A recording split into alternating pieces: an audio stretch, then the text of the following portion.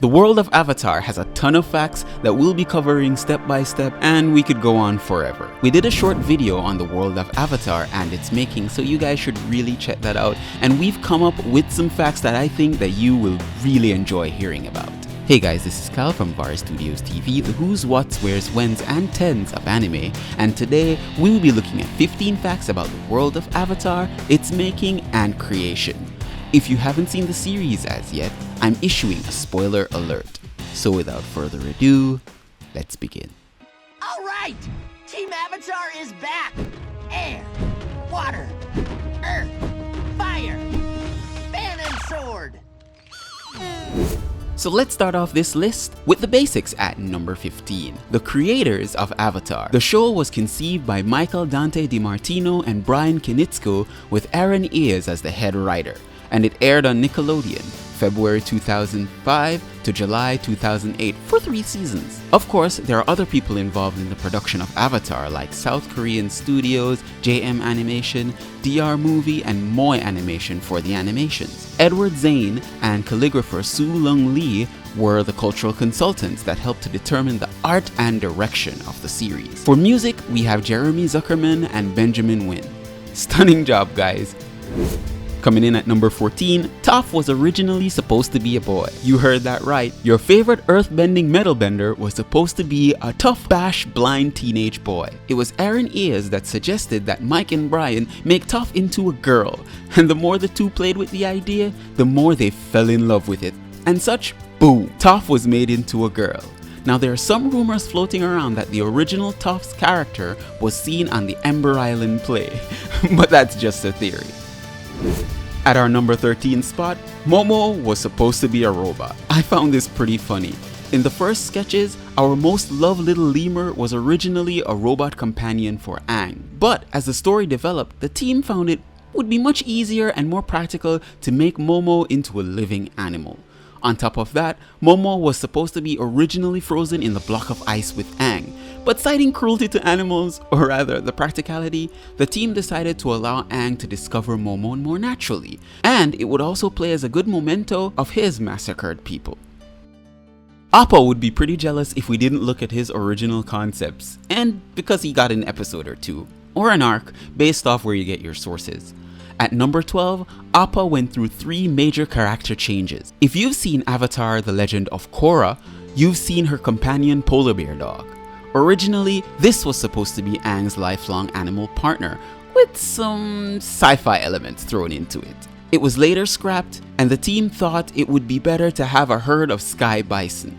But they saw the impracticality of that, and it would be too hard to animate. Besides, where would Aang put all those bison? Brian really loved manatees, and this was one inspiration behind Appa's original design. If you look closely, you can even see it. But this second design was changed to a more favorable, balanced model with larger horns. And again, the creators noted the impracticality and changed it to the final design that you see on screen.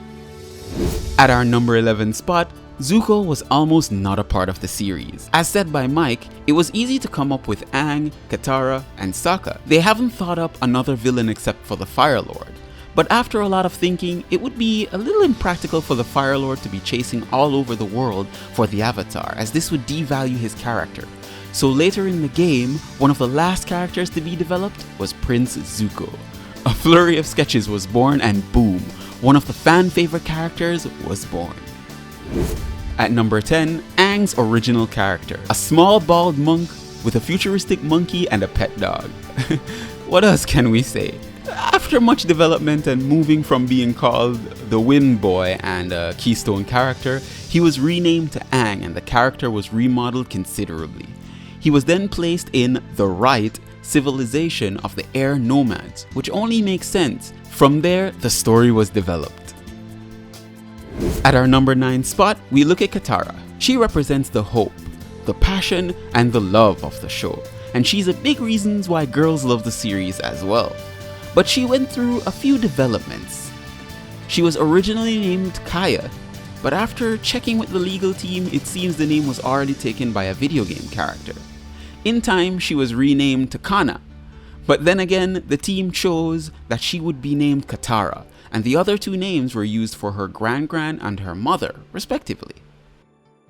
At number 8, Sokka's development. Sokka seems to be one of those characters who escaped the constant name changes and designs. But he did get some early development. The team was in love with the idea of him growing into himself. Not just being there for just being there, but someone who had to step up in battle to protect his sister and tribe from the Fire Nation, who killed their mother.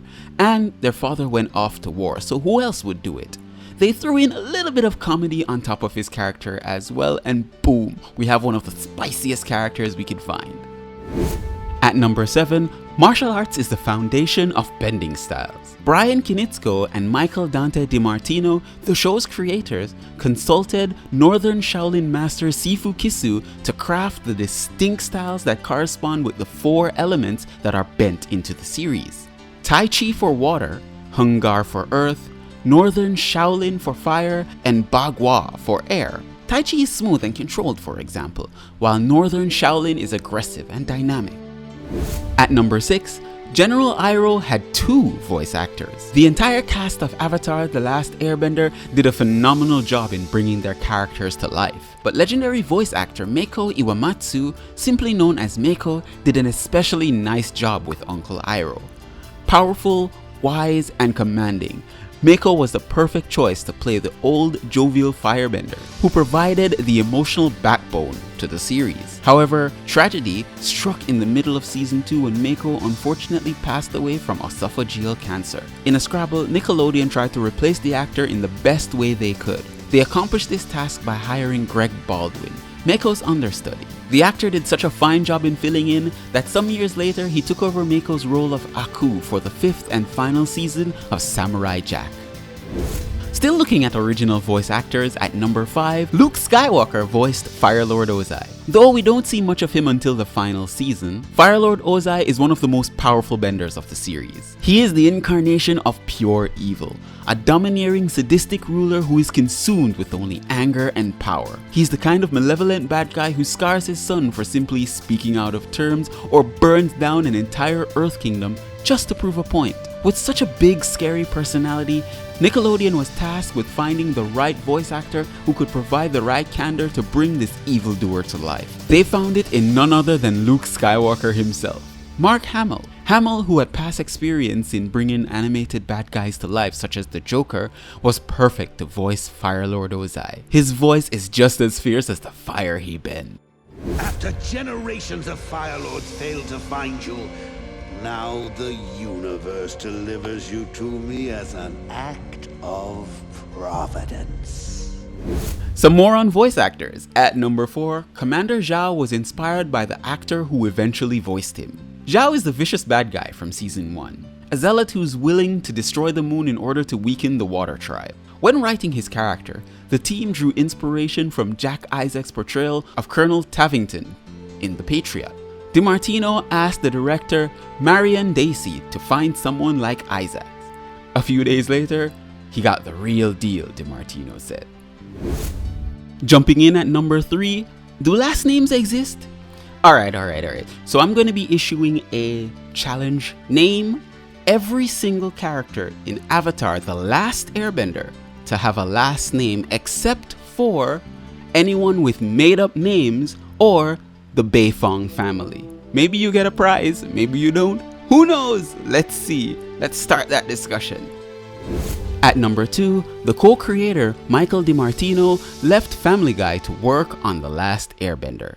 Sure, Avatar: The Last Airbender is a kid-friendly adventure program, and Family Guy is an adult-based comedy with enough ranchy humor to terrify any conservative parent. Both shows actually have a little in common. One of the co-creators of Avatar, Michael DiMartino, actually worked on Family Guy for a few years, directing and writing a number of episodes. DiMartino eventually left the Fox sitcom in 2002 in order to spend time on his passion project.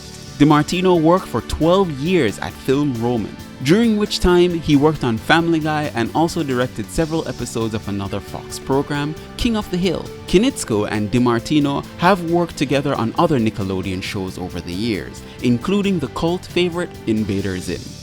Hey there, you sexy little carrot. I know you've been searching for the right place to showcase your epic stunning photos and make a little buck. I see you eyeing that new $5 camera online, so why not give yourself the chance to get it? Showcase your work. Build your portfolio website today with Pixpa. Pixpa offers you an easy drag and drop website builder which enables you to create your own beautiful portfolio websites without any coding experience. Choose from fully customizable stunning website themes to showcase your work. Your mobile-ready online portfolio website comes with all the features and tools you need to grow your creative business. Pixpa offers an integrated e-commerce feature which allows you to easily start selling with your own online store and add an online store to your existing website easily to sell physical or digital products. You can manage products, inventory, discounts, shipping, taxes, and everything else you would need to grow your online business. And now, for a limited time, you can get 10% off all your Pixpa products with the link shown on your screen and in the description. You even get a 15-day free trial as well. So go on and start your online business today with Pixpa. I bet you're really loving this video. Here's a great way that you can support us. Like, share, and subscribe to get notified of when we post new content. To actually get notified, click on that notification bell. Now back to the video. At number 1, the show was originally set in a futuristic world. Avatar: The Last Airbender is set in predominantly multiple cultures, with the inclusion of the Inuit tribe as a water tribe. The show's ancient mystical environments played a vital role in setting up the show's theme seamlessly. But originally, the showrunners had decided to set the show in a futuristic world, thousands of years into the future. Thankfully, the idea was dropped as the technological world would have distracted the viewers from the mystical tribe and eccentric humans. Thankfully, the idea was dropped as the technological world would have distracted the viewers from the mystical tribes and eccentric characters. It is important to draw wisdom from many different places. If we take it from only one place, it becomes rigid and stale.